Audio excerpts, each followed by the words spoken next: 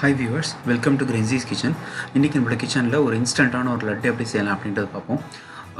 ஒரு 15 நிமிஷத்தில் அந்த லட்டை நம்ம செஞ்சிடலாம். உங்களோட விரத நாட்களில் இல்லை என்றைக்காவது ஒரு பண்டிகை நாட்களில் இன்ஸ்டண்ட்டாக ஒரு லட்டு செஞ்சு நீங்கள் சுவாமிக்கு நைவேத்தியம் செய்யலாம்.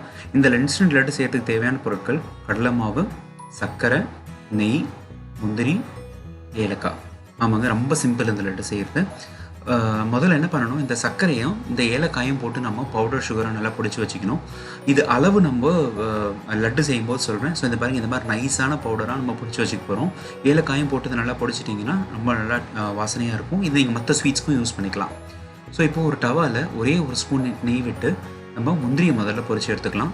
ஸோ இந்த முந்திரி பொடி பொடியாக பொடிச்சு வச்சுருக்கோம். அப்போ தான் லட்டில் உங்களுக்கு நிறைய இடத்துல கிடைக்கும். பெருசாக இருந்தால் உங்களுக்கு லட்டும் பிடிக்க வராது. ஸோ இந்த மாதிரி பொடியாக நறுக்கி வச்சுட்டிங்கன்னா லட்டுஸில் உள்ளுக்குள்ளே இருக்கும். அது சாப்பிடும்போது உங்களுக்கு நல்லா கிறிஸ்பியாக கிரன்ச்சியாக கிடைக்கும் சாப்பிட. அதனால் இந்த மாதிரி முந்திரியை சின்னதாக பொடி பண்ணி அதை நம்ம பொரிச்சு எடுத்துக்கணும். ஸோ இந்த மாதிரி நல்ல கோல்டன் ப்ரௌன் கலரில் பொரிச்சு எடுத்துக்கலாம்.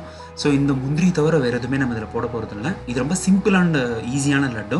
இதுக்கு நம்ம பூந்திலாம் செஞ்சு அந்த மாதிரிலாம் நம்ம கஷ்டப்பட போகிறது இல்லை. இந்த பாருங்கள், இந்த மாதிரி முந்தியை வறுத்து எடுத்துக்கணும். அப்புறம் அதே டவாவில் அந்த நெய்யிலே நம்ம இந்த 1 கப் கடலை மாவையும் போட்டு வறுத்துக்க போகிறோம். ஸோ இந்த கடலை மாவை ரொம்ப நல்லா வறுக்கணுங்க. நல்ல வாசனை வர அளவுக்கு நல்லா வறுத்துக்கணும். ஸோ இதில் தேவையான அளவுக்கு இன்னும் 1 ஸ்பூன் நெய் விட்டு நல்லா வறுத்துக்கலாம். இதில் நம்ம பால், தண்ணி இதெல்லாம் எதுவுமே கலக்க போகிறதில்ல. ஏன்னா பால் தண்ணிலாம் கலந்திங்கன்னா ஒரு நாளுக்கு மேலே இருக்காது, கெட்டு போயிடும், புளிச்சு போயிடும். அதனால் வெறும் நெய்யில் மட்டும்தான் இதை வறுத்து இதிலே தான் நம்ம லட்டு செய்ய போகிறோம்.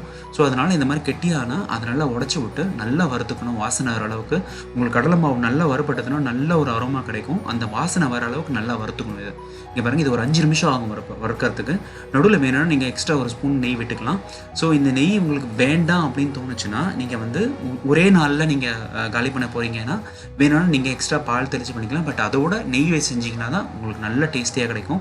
ஸோ இங்கே பாருங்கள், நம்ம 3 ஸ்பூன் நெய் தான் விட்டுருக்கோம். இந்த 3 ஸ்பூன் நெய்க்கு இந்த இது நல்லா வரப்பட்டுடுச்சு. இது நல்ல ஒரு மைசூர் பாகு கலர்ற மாதிரியான பதத்துக்கு வந்திருக்கு பாருங்கள். ஸோ இப்போ நல்லா வரப்பட்டுடுச்சு, நல்லா வாசனை ஆகிடுச்சு, நல்லா செவந்து வந்துடுச்சு. இதை எடுத்து இறக்கி நம்ம ஆற வச்சுக்கலாம். இந்த முந்திரி மேலே வச்சு நம்ம ஆற வச்சுக்கலாம். ஒரு 15 நிமிஷம் ஆறுனதுக்கப்புறம் பார்த்தீங்கன்னா இதை நம்ம லட்டு பிடிக்கிறதுக்கு இதில் சுகர் கலந்துக்கலாம். நீங்கள் சூடாக இருக்கும் போதே சர்க்கரை போட்டிங்கன்னா அது ஒரு மாதிரி ஈரிச்சு போயிடும். அதனால் வாட்டரி ஆகிடுச்சுன்னா நம்மளால் லட்டே பிடிக்க முடியாது. ஸோ இப்போ நான் 1 கப் கடல் மாவுக்கு 1/2 கப் சர்க்கரை தான் எடுத்திருக்கேன். இந்த 1/2 கப் சர்க்கரையே இதுக்கு போதுமானது. உங்களுக்கு சப்போஸ் இன்னும் சுகர் கம்மியாக வேணும்னு நினச்சிங்கன்னா இன்னும் கூட கொஞ்சம் கம்மியாக போட்டுக்கலாம். பட் ஒரு 1/4 கப்புக்கு மேலே போட்டிங்கன்னா தான் உங்களுக்கு ஒரு லட்டு டேஸ்ட் நல்லாயிருக்கும். ஸோ இந்த 1க்கு பாதி அளவு சுகர் போட்டு நீங்கள் கலந்த உடனே உங்களுக்கு லட்டு பிடிக்கிற அளவுக்கான பதம் வந்துடும். இங்கே பாருங்கள், நல்லா பிசைஞ்சு விட்டிங்கன்னா உங்களுக்கு இந்த பதம் வந்துடும். ஸோ இதுக்கப்புறம் இதை ஒரு சின்ன சின்ன உருண்டைகளாக நம்ம பிடிச்சி எடுத்துக்கணும் லட்டா. இது ஈஸியாக பிடிக்க வரும். உங்களுக்கு உதிர்ந்துலாம் வராது, நல்லா அழகாக பிடிக்க வரும். இங்கே பாருங்கள், எடுத்து நல்லா பிடிக்கும் போதே தெரியுது உங்களுக்கு. சின்ன உருண்டைகளாக பிடிக்கும் போதே அழகாக உங்களுக்கு பிடிக்க வருது. ஸோ இந்த மாதிரி சின்ன சின்ன கோழி குண்டுகளான உருண்டைகளாக நம்ம லட்டை பிடிச்சி எடுத்து வச்சுக்க போகிறோம்.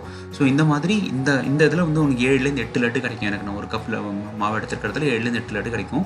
அதுக்கப்புறமா இந்த 8 லட்டு பிடிச்சதுக்கப்புறமா ஒரே 1 ஸ்பூன் கோதுமை மாவு இல்லை மைதா மாவு, நான் கோதுமை மாவு எடுத்துருக்கேன். உங்களுக்கு வேணும்னா மைதா மாவு கூட எடுத்துக்கலாம். நீங்கள் 1 ஸ்பூன் மாவு பரப்பிட்டு அது மேலே இதை நல்லா அப்படி இந்த ரோல் பண்ணி எடுத்துக்க போகிறோம். அந்த லட்டை அது மேலே இருக்க எக்ஸஸான அந்த பிசு தன்மையெல்லாம் போயிட்டு நல்லா ட்ரை ஆகிடும். உங்களுக்கு இந்த மாவில் லைட்டாக ஒரு பெரட்டி நீங்கள் உருட்டி வச்சிங்கன்னா அப்போ அந்த லட்டு உங்களுக்கு எண்ணெய் நெய்யெல்லாம் இல்லாமல் உங்களுக்கு நல்ல ட்ரையாக ஒரு இது கிடைக்கும். அப்படியே வளர்ந்து போன மாதிரி ஆகிடும் உங்களுக்கு. ஸோ ஏன்னா உங்களுக்கு பிசு தன்மை இருந்தால் ஒரு சிலருக்கு பிடிக்காது.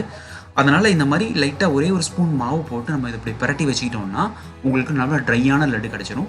ஸோ இந்த மாதிரி நான் செஞ்சுருக்க லட்டு எல்லாத்தையும் இந்த மாதிரி பரட்டி அழகாக ரோல் பண்ணி வச்சுருக்கேன். பாருங்க, ஒரு அழகான ரொம்ப டேஸ்டியாக இருக்கும், ஸ்வீட்டாக இருக்கும். அதே மாதிரி இது ரொம்ப சாஃப்டாகவும் இருக்கும். நான் எடுத்து காமிக்கிறேன் பாருங்கள் ஒரு லட்டு.